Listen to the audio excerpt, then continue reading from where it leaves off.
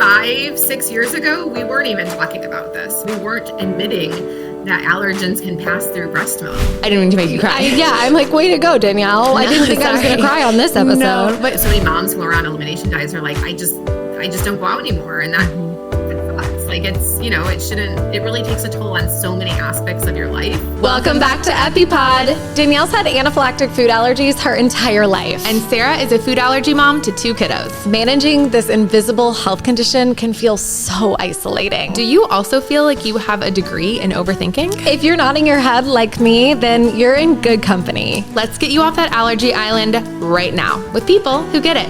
Ready to dive in? Hey, Danielle. Hi, Sarah. You're feeling a little under the weather today. Just a little bit. You've got that sexy raspy voice going on. Thank you. I shared this with you before we started recording, but I actually was a film major in college, and I took a whole course on Alfred Hitchcock, my fave, the only scary movie I can watch. And fun fact, he used to have his leading ladies yell, shout, shout, shout into an empty sound studio every day before filming because he thought it was more attractive for women to have lower, raspier voices. Of course he did. So Hitchcock, hit me up. Really. Yeah, you're ready. You're ready for your starring role. Mr. DeVille. Yes. Actually, the one who's starring in this episode is somebody I've met in real life and I'm friends with online. I'm really excited to have her on. Her name is Meghan, and she is a lactation consultant, but also a registered dietitian, and also has food allergy kiddos. So kind of the trifecta of knowing what she's talking about when it comes to breastfeeding and allergies, which is a topic we get messaged about all of the time. Yeah, no, I would say it's one of our top 5 DMs. Yeah. Is asking for these in our question, in our Q&A, they're asking super specific things about being a food allergy family with an infant, either as a part of the food allergy family or an infant that they suspect may have food allergies. So it's really intricate stuff, and we have called in the big guns. Yes. And I mean, this is something really personal to me because as I've shared on this podcast before, I struggled a lot with Graham and realized only after he had his exposure to food that he had allergies, but it was a really rough touch and go breastfeeding journey with him. So I'm excited just to really ask her my questions, and hopefully that helps other people. Let's give our listeners a little bit of info about her. Yeah, let's give a little warm welcome first. And also, I'll just say it at the front, if you are a food allergy mom who has a friend who's about to be a new mom or is asking you questions because they know that you've been through it, share this with them so that they can learn through Meghan, and so they don't have to make the same, not mistakes, but go through quite as rough of as a journey if you did. So any new moms out there, definitely share it with them. For sure. Okay, here's a little bit about Meghan. Meghan McMillin holds a master's degree in human nutrition from the University of Illinois at Chicago. She has been a registered dietitian and RDN since 2013 and an international board certified lactation consultant since 2019. Meghan lives outside of Chicago, Illinois, and has a private practice called The Lactation Dietitian. The mother of 2 kids with food allergies, helping other families manage food allergies is her passion. Meghan is the co-author of the ebook, What to Eat When Your Baby Can't Tolerate Milk, Soy, or Egg Protein, Nutrition Guidance for Avoiding Milk, Soy, and or Eggs While Lactating. She has presented for numerous organizations, including Gold Learning, the United States Lactation Consultant Association, and the Academy of Nutrition and Dietetics. That is a lot of qualifiers for this conversation. Totally. Yes, let's do this. Welcome, Meghan. We're so happy to have you on the podcast. Thank you so much for having me on. I'm really excited about this. We already kind of told people a little bit about you, but tell me kind of in your own words, a little bit of history about what you do kind of day to day now, and also how that pertains directly to food allergies. Yeah, it's funny. I always tell people it's not just my job, it's my life, right? So I don't just do it for work, I live it. So I do have 2 kids with IgE mediated food allergies. My daughter is allergic to dairy, egg, sesame, and tree nuts. And my son is allergic to just macadamia nuts at this point. but I also am a registered dietitian and a lactation consultant. So I initially was working clinically. So I was working in a local hospital in the NICU. And I was doing a lot of lactation consulting and education in the NICU. And at one point I decided I just kind of wanted to branch out on my own, and I felt I was going to be better served in private practice. So I started a private practice, and probably within a year of starting that private practice, my focus really shifted from just general infant nutrition, lactation, postpartum nutrition to allergy specific. And it kind of evolved organically because I have kids with food allergies. And so I was able to speak on it.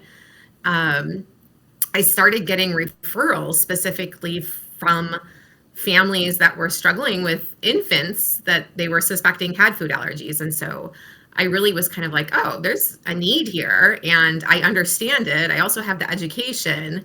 So I started furthering my studies specifically for food allergies. There are actually different types of food allergies. And I'm not talking about like food sensitivities or food intolerances. I'm talking about actual immune-mediated food allergies. So we have the IgE-mediated food allergies, which is what everyone pretty much thinks about when we think about food allergies. It's the types of food allergies my kiddos have, that Sarah's kids have. That I have. That you have. Yes, exactly. Sorry. So those are what we typically think of, as causing hives, as causing any type of swelling or angioedema that can potentially lead to anaphylaxis, people that need EpiPens, epinephrine. Those are IgE-mediated food allergies. There's also another class that are called non-IgE mediated food allergies. It's a very clever name. And it's called that because the immune system doesn't produce IgE antibodies like it does with the IgE mediated ones. And the things that fall under the non-IgE mediated are FPIES, so food protein-induced enterocolitis syndrome, eosinophilic esophagitis, EOE, and then also what I typically see in my practice, which is allergic proctocolitis. It's also called food protein-induced allergic proctocolitis. So those are different. Those are the non-IgE mediated food allergies. So when I'm talking about like my kids' allergies, or again, when I'm working with clients, I always like to make sure that we're creating that distinction, because the symptoms are very different and the treatment is very different. The diagnosis is very different. That is thank you for educating us on that, because as somebody who has lived with food allergies my whole life, I mean, you learn something new every day about allergies. Like, it's not only is the space constantly evolving and so gray, but there's so much to learn, and it's always a moving target. So thank you. That's so interesting. Yeah, absolutely. And the reason is because when I'm working with babies, infants that are breastfeeding or being fed human milk, typically what we're seeing and working with is the non-IgE mediated food allergies. It's actually, and I know Sarah, this you have like experience to speak on this. It's actually quite rare to see IgE mediated food allergies in a baby that's being exclusively human milk fed. Once they start solids, that's a different story. But if they're just being fed human milk, it's actually rare to see those IgE mediated reactions. And it's more typical to see things like really mucousy baby poop, blood in the poop. We see a lot of reflux and a lot of spit up, just discomfort. You know, they're really gassy. They're really kind of bloated. I call them like farty, fussy babies. Yeah, I had one of those, that's for sure. So what you're telling me then, if those were Graham's symptoms, because everything you just listed, I mean, he had that. So he never had anaphylaxis from my breast milk, but he did have all of the above that you just listed. So you would say that as a baby, when he was nursing, he had the non-IgE mediated type of allergy, and then once he ate the food, it became the IgE mediated one? Or am I getting that wrong? No, you're getting it right. I mean, I'm not an allergist, so I don't diagnose, right? But typically that is what we see. Although it's not impossible, that was still his presentation. But typically what we're seeing is babies are presenting while they're breastfeeding with a non-IgE allergy. And then once they start solids, it switches to the IgE. And so it could be that a baby has both. It could be that a baby just has one or the other. So again, we have some babies who aren't these farty, fussy babies. Their breastfeeding journey is perfectly fine. There's never any issues. And then when they start solids, they present, with hives and stuff like that. That was the case with my daughter. But we have the opposite too. We have these babies who have really kind of weird looking poops and blood in their stool, and they're really uncomfortable, and it goes away. Most babies who have non-IgE allergies typically outgrow them by the time they're a year. But then you also have babies that have both. Yeah. And so we see both. So I feel like this is the question that people have, like, to me all the time, even though I'm not a doctor. I'm like, I don't know, talk to your doctor. But they're feeling at a loss because their baby is inconsolable or having the reflux, weird poops, all the things. And they're like, should I cut everything out? Mm-hmm. And then so you think, well, maybe you should try it. But then also you hear allergists and things say, well, you don't want to cut things out unnecessarily because then you might cause the allergy. However, in my case, when we cut out Graham's food allergens, it was a night and day difference. Like within a week, he was a new child. Wow. And so I often, and when I was nursing him, especially then before, I feel like things have come out since 6 years ago, but like at the time I felt very gaslit by doctors and just people in the industry telling me like, well, that's not possible.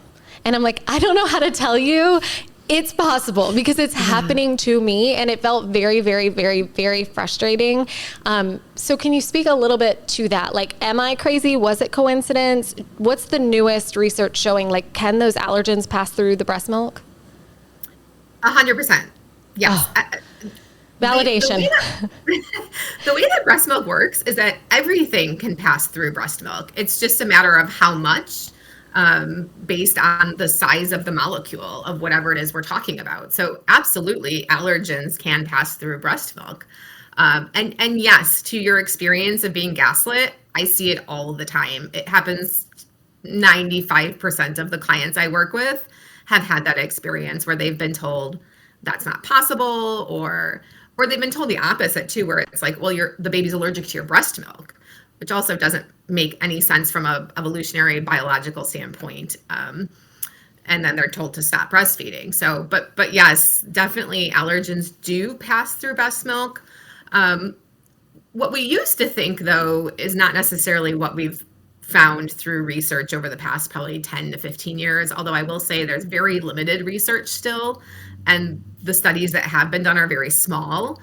So we don't have a lot of really good data on this topic of allergens in breast milk, but the few research studies that have been done actually show that the allergens are out of your system, meaning out of your milk, your breast milk, within like 8 to 12 hours.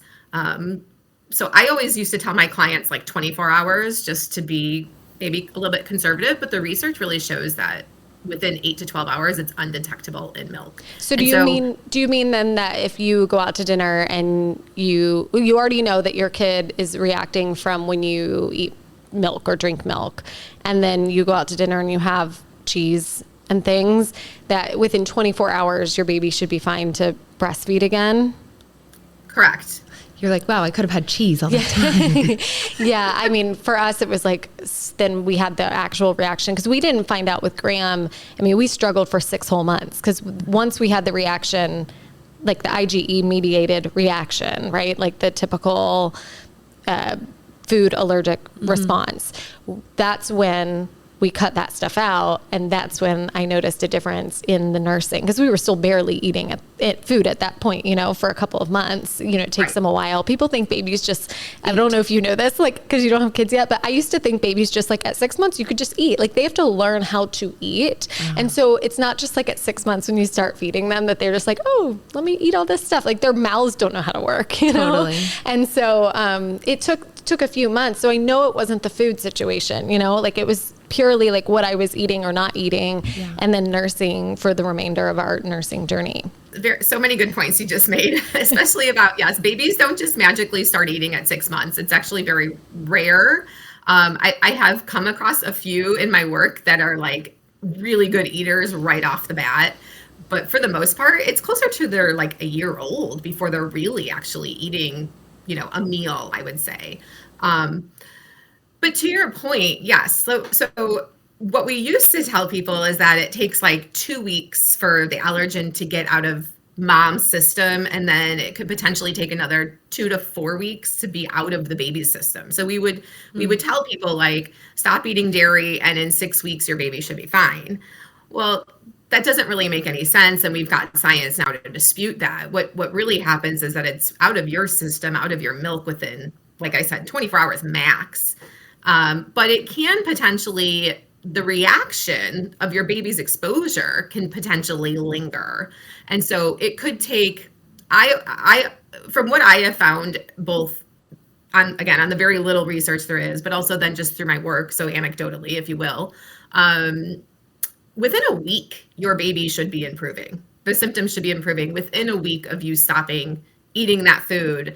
And so if you get to that week mark and things aren't improving, it could be for a couple of reasons. One, I would say, is it's not that food. It's not that specific food, right? If you cut out milk and your baby is still having like really bad reactions, right? Their poops are still really yucky. They're still maybe they're still having rashes. They're still super fussy.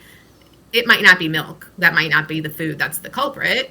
Or it could be that you actually haven't 100% eliminated it. There's a lot of hidden exposures. I can't tell you the number of times that I've had clients who realized that their prenatal vitamin had milk in it or soy in it. And so they're still getting exposed to it that way. Or, sometimes we realize, or we start to investigate that maybe this isn't a food reaction. Maybe there is something else that's going on. So that's one of the things that I help kind of work my clients through sometimes is, what else could this possibly be? Now, if the baby's having blood in their stool, it's probably not anything else. There's some very rare medical reasons why that might be happening. Or it might sometimes be as simple as sometimes babies get a little tear in their rectum. That can happen if they're straining a lot. But typically blood in the stool is a pretty good indicator that this is some type of food reaction. But if you have a baby who's just maybe fussy and spitting up a lot, there can be other reasons for that besides it being a non-IgE allergy. Yeah. Go ahead. So a couple of questions are swirling in my brain. Is there anything, moms are just damned if you do, damned if you don't. And it starts literally from breastfeeding all the way up until past college. But with food allergies, it is so much more heightened. Is there anything a new mom can do where they maybe, it's the non-IgE category, these things are happening.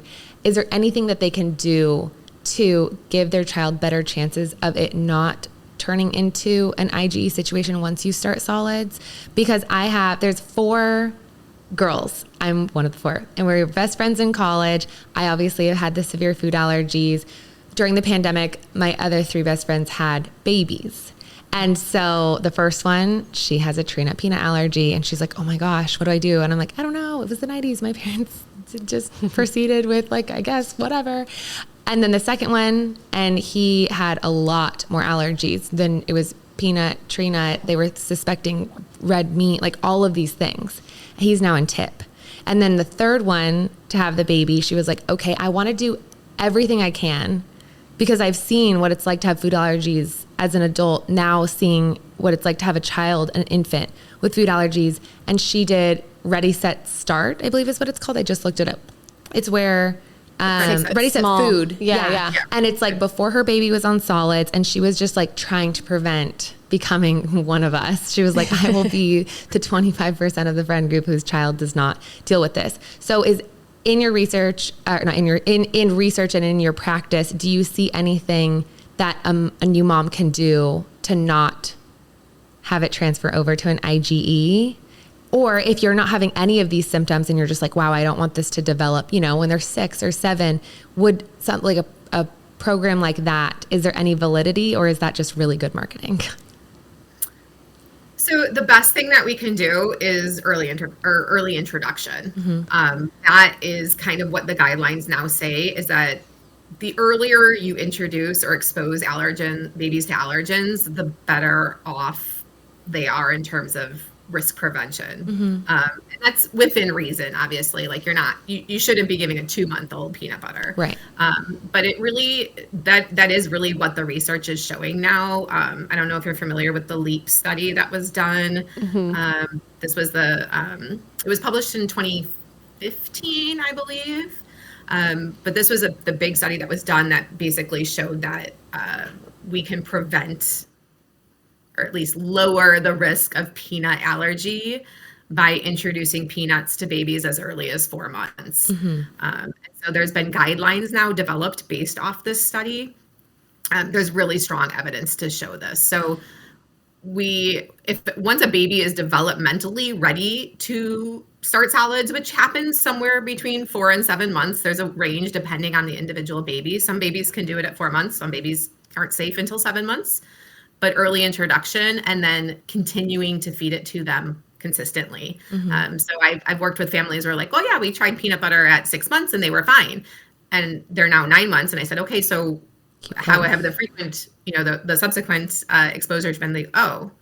We haven't given it to him again. So there's the early component of this advice, but then there's also the often. So early and often is really the key that we think now to early or to prevention of food allergies. And the LEAP study really focused on peanuts, but there's been other studies since then that have shown the same thing applies to especially eggs. There's really strong evidence for early exposure of eggs as well. That makes so much sense. So if there's a new mom listening and she's like, wait, I am in the stage where I am Sarah, like my baby was reacting to my breast milk, I cut it out, new baby, and now they're about to start introducing or trying solids. Where do they go? Like, do they just introduce or is it better based on the LEAP study? Like, are you supposed to just keep it in your breast milk and like deal with a fussy baby? Cause at least it's getting to them early through the breast milk. Good question. That's a really great question. And again, it's something that I come across constantly is this balance, right? Of my baby is reacting to this through my breast milk. So how do I give it to them, as solids and prevent the IgE mediated? It's tricky. There is no right answer to that. Honestly, the answer I usually give and the approach that I usually take is let's try.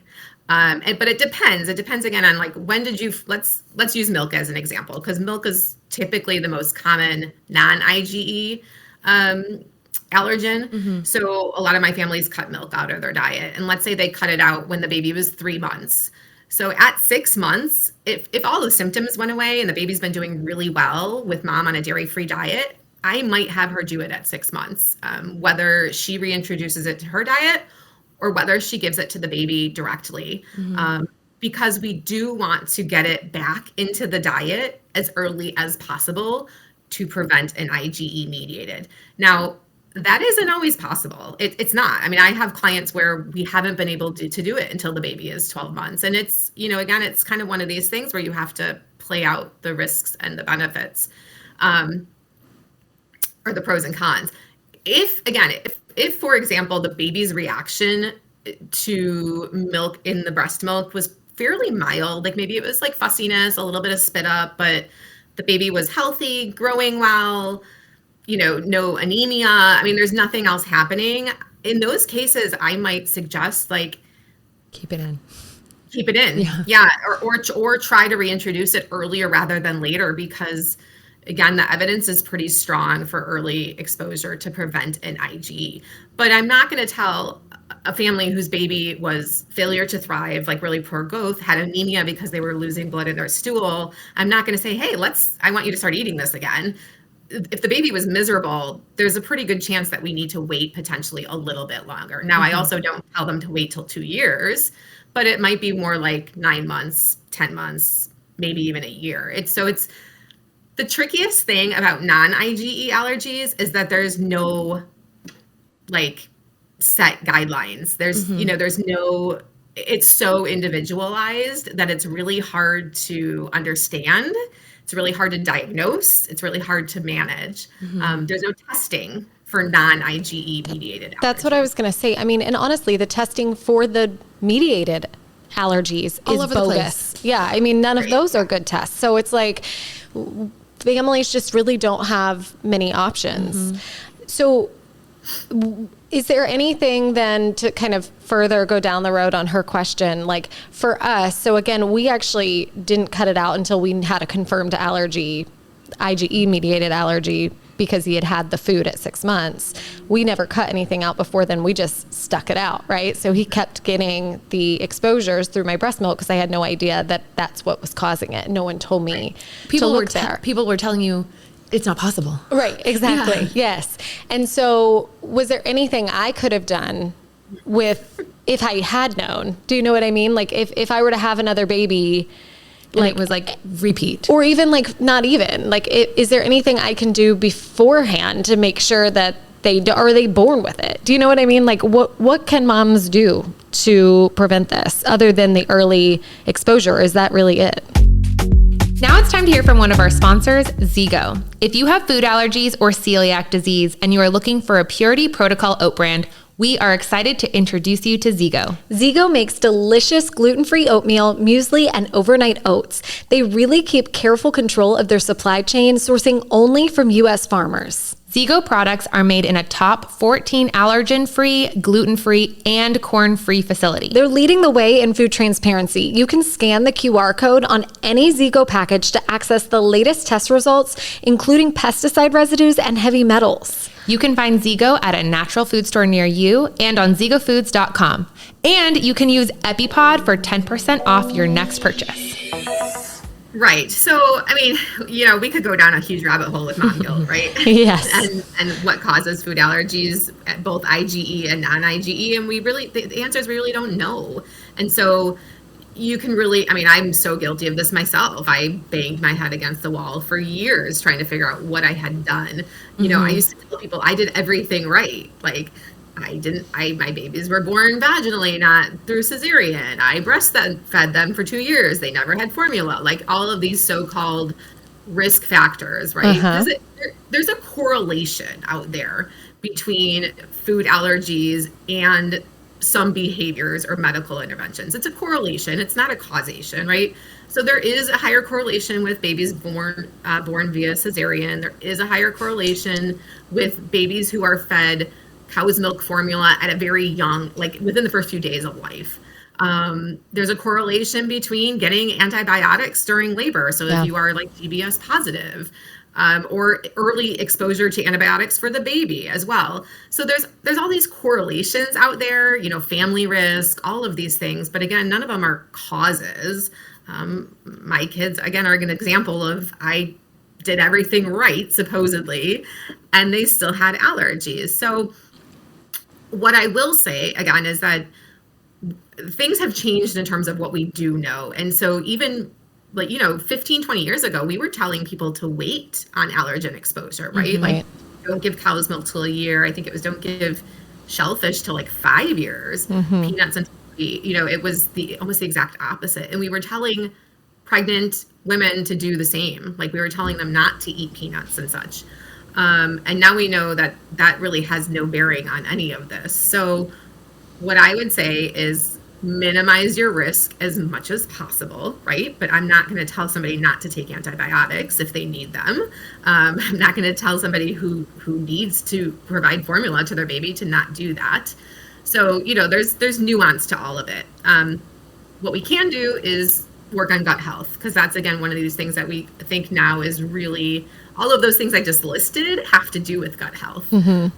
So if moms can take care of their gut health as much as possible, and that means eating a really diverse diet. There's a lot of really interesting study coming out on diet diversity. There's a fellow dietitian.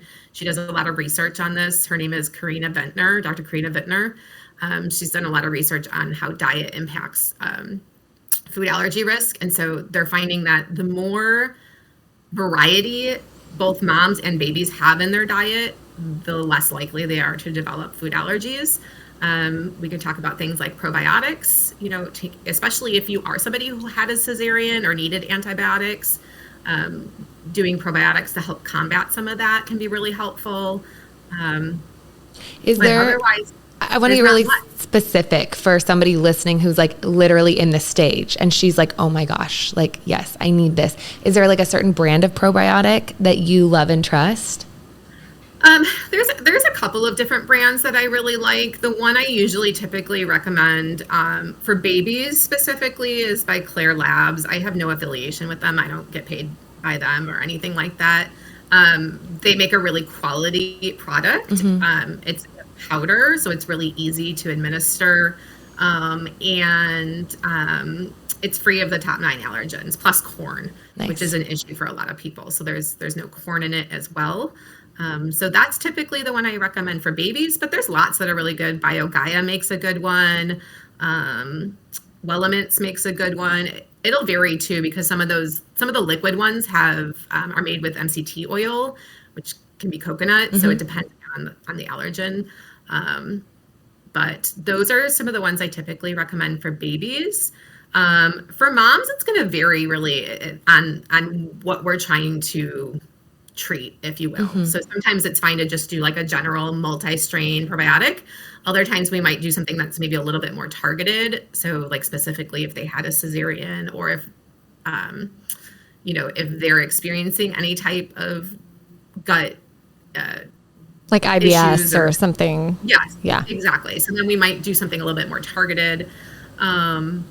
But, I don't really there's not a whole lot of brands that I specifically recommend because it really does depend just on like specific what needs. we're dealing with.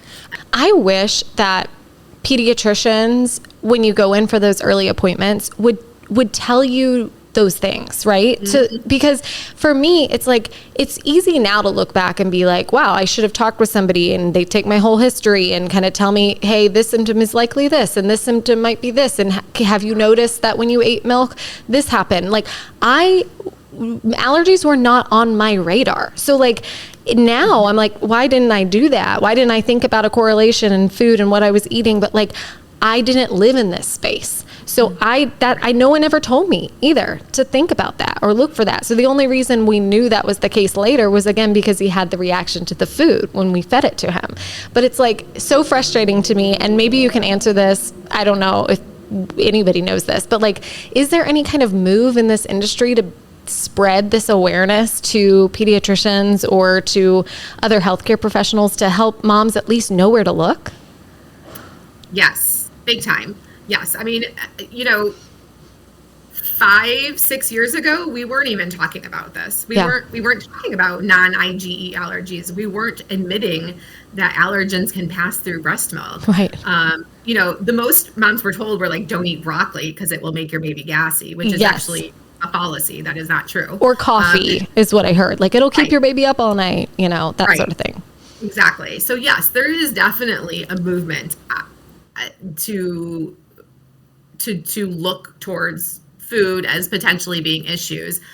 I say that with a little bit of hesitation because I'm actually seeing it go too far in some cases where again, this probably is not a food reaction, and pediatricians or GI doctors or whoever, a chiropractor, is telling mom to cut milk out of their diet. And so, I'm seeing it, like I see two extremes, right? I see one where it's being overdiagnosed, and then I see another instance where it's being underdiagnosed. And I'm like, this is very classic, like allergic proctitis. Like this mom should be on a dairy-free diet. Why didn't they tell her this? And then I see the opposite too, where it's like mom's cut out 5 foods and this probably was just a tongue tie issue.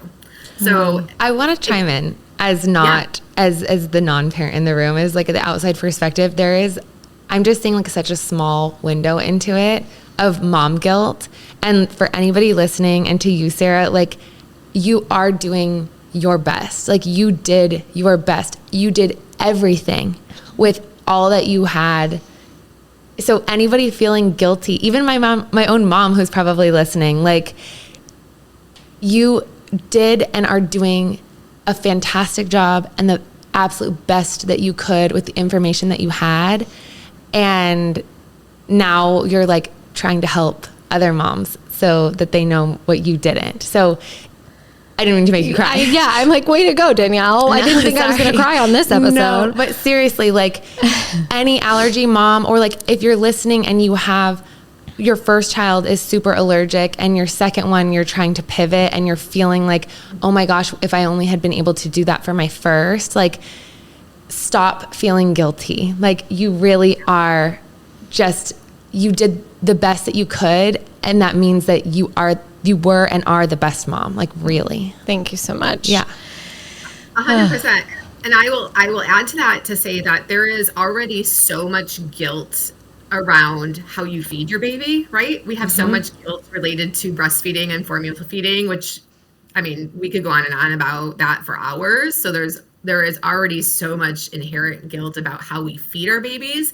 And then you add this on top of it, it gets very, very emotional. You can't do anything right. Like everything is not good enough because somebody on the internet or somebody in your family did it differently and they think that's the best way. And it's like, okay, enough. Like, good night. Unless you are my partner or my child or me, enough. Like, good night.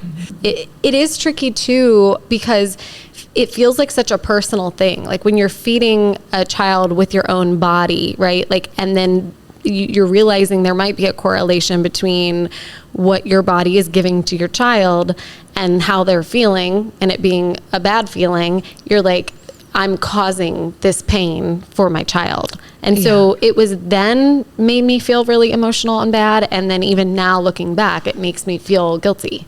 So it's just, it feels like a uphill battle for women. Extra personal. And then not even with postpartum, all of the things happening, I can't even imagine. Are there statistics of how many families or babies have these issues? And are they pretty reliable statistics? That's a really good question. So we really only have statistics on allergic proctocolitis, which is the blood in the stool. And the statistic says less than 1%. So I think it's very underreported, to be honest with you. I think that's a very conservative number. And I think part of the problem is that it's not actually being considered an allergy. So it's really hard. Again, the nature of non-IgE allergies makes it really hard to kind of diagnose, and therefore it makes it really hard to research and to track numbers. So that makes sense. Statistic we have is less than 1%. And it just doesn't track, you're right, with like who. Again, I have such a small pool, on the internet that are talking to me, but still it's like, and I'm sure, only the ones that have issues are coming up and asking questions and saying things, but still it just feels like less than 1% can't be true. And like you said, it must just be that they're being told, your baby has colic, your baby is fussy because of something else, which also might be true, but we're missing the piece that can diagnose these allergies. Right. Yes. I definitely think it's very underreported. I also think it's, again, I think sometimes it's overdiagnosed. I shouldn't say overdiagnosed. It's incorrectly diagnosed often, both again on where it's being missed and where it's being diagnosed when it probably shouldn't be. But it's definitely underreported for sure. Is there any new testing that is like on the horizon in terms of, I know you said research is lacking for X, Y, and Z, but which obviously you need research to then come out with something new and exciting in the treatment or testing world. But is there any hope for if you're going to have a baby in 5 years that this won't be as confusing and complicated? Not that I've seen. Oh man, I was really hoping for a different answer, Megan. I will say that there is a ton of research being done right now on the infant microbiome. So on infant gut health, there is a ton of research being done on that and how it relates to allergy. But I don't see that. I think it'll help us kind of understand maybe a little bit more, but I personally haven't seen how that's going to correlate into risk prevention. So I don't know. I haven't seen anything that makes me think like, oh, in 10 years, this isn't going to be an issue anymore. Right. And you know what? Even if we don't have the data points, just knowing this, like, I'm just thinking if I had even just been able to listen to this podcast, even without like firm, concrete answers and data, it's like just knowing like I wasn't alone, B, knowing that like I could find a Meghan who could talk me through it, at least be a person that could say, hey, let's try this next. Let's try this next, as like just someone in my corner. And then also just having more awareness about like what research is looking into now, or what might or might not be helpful. Like that in and of itself is helpful. So thank you so much for all of this information. I understand the guilt around it. I understand the anxiety around it. I understand the fears around it and the nuances of like going to birthday parties or eating out. You know, so many moms who are on elimination diets are like, I just don't go out anymore. And that sucks. Like it's, you know, it shouldn't, it really takes a toll on so many aspects of your life. So yeah, I definitely can relate to that, but I also can provide advice. You know, I can say, well, I know with these allergies, these are places we have eaten at safely, like check it out, see if it works for your comfort level, you know, or here's some snacks that you can keep in your diaper bag that are free of, you know, dairy, soy, and peanuts, because we eat these snacks too, you know. So it's helpful to have the personal experience to just relate to them and be like, yeah, this is really hard. You know, it doesn't have to be life ending, right? I mean, there's definitely things you learn to manage, and you learn how to make it work, and you learn to still enjoy great things about life. You just have food allergies. Yeah. But I can also, you know, relate when it's hard. Yeah. I think, like I said, ultimately though, it's the fact that knowing that there is help out there, someone who can help guide you through these kind of sticky, confusing moments, that is helpful. And that's what I would probably urge to anybody going through it, is like, don't follow the gut, like you said, like your mom gut. And then also like reach out for help, and actually don't quit until you get it, because having somebody in my corner to help kind of navigate what we were going through would have been extremely helpful. It would have changed everything. Yes, I agree. Yeah. Thank you so much, Meghan. This was so informational, and I really appreciate you taking the time to come and talk to us and share all of your good little nuggets with everybody. It's definitely breastfeeding and allergies. All of that world is something we get DM'd about a lot. A lot. So I know that this will serve a lot of food allergy families and moms out there, like you said, going through it. Yeah. Thank you so much. Thank you guys very much. What a great conversation. And I'm just so happy that she was able to sort through some of that. I mean, honestly, it's repairing for me to hear some of the things she said, like, it's not your fault. And you know, what you said to me, and then also just like hearing the information. And also kind of, I felt a little validated by the fact that she was like, yeah, 5 years ago, we were saying this, and that's wrong. We know that now. And it's like, that's when I was going through it. So like, how was I supposed to know if doctors didn't know? It's always a moving target. And I think it's a really good reminder for people who are getting advice from other moms who maybe they mean well, or maybe they're bullies on the internet, but let's just assume they mean well. Like your best friend or your sister trying to say like, no, this is what you should do.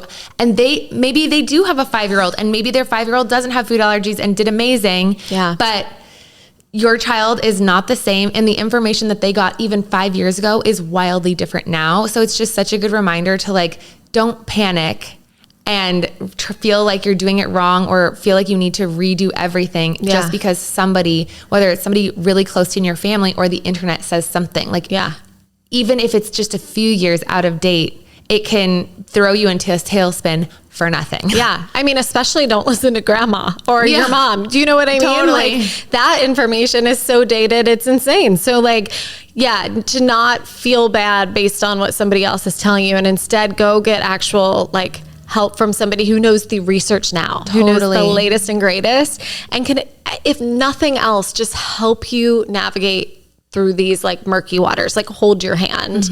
And something we didn't touch on, but she did mention to us that she kind of specializes in and posts about on her social media pages. And there's so much we didn't get to, including some of the stuff that she mentioned to us offline that she specializes in and has a lot of info on her Instagram page, like how to introduce solids, you know, like specifically when kids start eating food. That's like an entirely other episode. Maybe we'll have her back again another day, but until then, get on her Instagram. Yeah. And then also just kind of how to maintain good nutrition when you are eliminating these foods. So like if you do suspect milk or egg or whatever else, and you have to cut them from your diet, that's really challenging. Like that was an uphill climb for me for a while when I did that. So to make sure that you're getting that adequate nutrition, again, could be an entire other podcast episode. So I didn't want to like dip in on this episode, but head to her Instagram page and a lot of her information is right there. I can already tell in 2025, we are going to need to bring Meghan back to really dive into these like super specific, do like a deep dive into like, I'm a mom who's had to eliminate. I feel like I'm not able to feed myself properly, and I'm also trying to feed another human. Like, help, what do I do? Yeah. And really deep dive in. So we'd love to hear your feedback. DM us, just sort of like feedback from the episode and things that you want a deep dive in. Yeah. Meghan's Instagram, and all of her resources, we've linked them in the show notes. So throw her a follow, and I feel like there's so much to digest on her page. So happy learning. Yes, happy learning. Yeah. But truly, when you're in this rut of like trying to figure it all out, that's all I wanted to do was learn. Like I wish I would have had that information then that I have now. So hopefully this will help some people to feel less stuck. Yeah. But anywho, let us know what else you want to hear from Meghan or from anybody else. Like we're always interested in taking your suggestions for podcast episode topics. Yeah. DM it or email it to us at epipodpodcast@gmail.com. You got it. All right. See you next week. See you next week.